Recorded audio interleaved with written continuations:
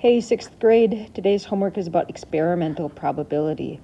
You're not going to do the experiments, you're seeing the results of the experiments.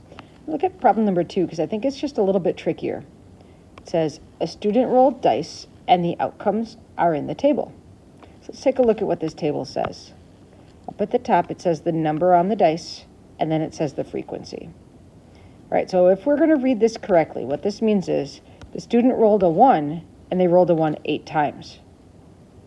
The student rolled 2s 3 times. The student rolled 3 9 times. If we are going to find the probability, we need to know the total number of times they rolled. So I'm going to write total equals. I have to add up, you have to add up these numbers.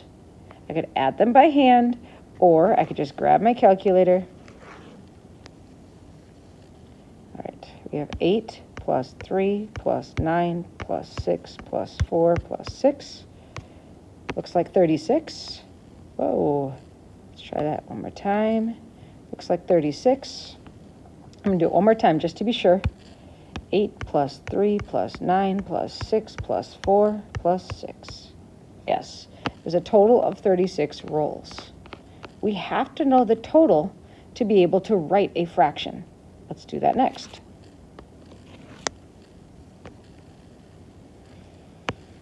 Says for our first problem, as a percent, but first we're going to write a fraction, what is the experimental probability that a student rolls an even number? So here I have to know what the even numbers are. Even is 2, 4, or 6. So let's take a look. How many 2s did this student roll? 3, 6, 4s, and 6 6s. So I'm going to add those 3 together. 6 plus 6 is 12, plus 3 is 15. So they rolled 15 times. 15 rolls, they got an even number. If we're going to write that as a percent, now we have to write it as a fraction first. Remember our total?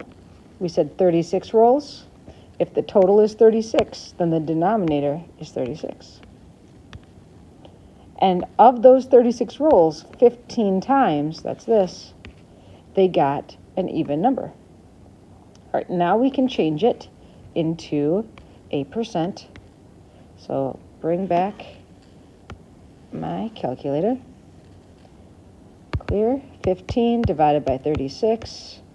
Don't forget, times 100. Oops, try that again. 15 divided by 36 times 100 times 100. There we go. 41.6 forever percent. 41.6 forever percent. You also could just say about 42%. Okay. I'm going to help you set up the last one, this one below it, but I'm not going to do it for you. I will tell you that the total is still 36 rolls.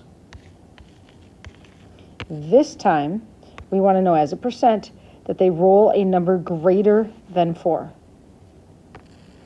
Right? So not 1, not 2, not 3, and not 4, because 4 is not bigger than 4. So we're really looking at these 2 rows. Your job is to figure out what number goes on the top and then change your fraction into a percent. Don't forget to go back and do the first problem, right?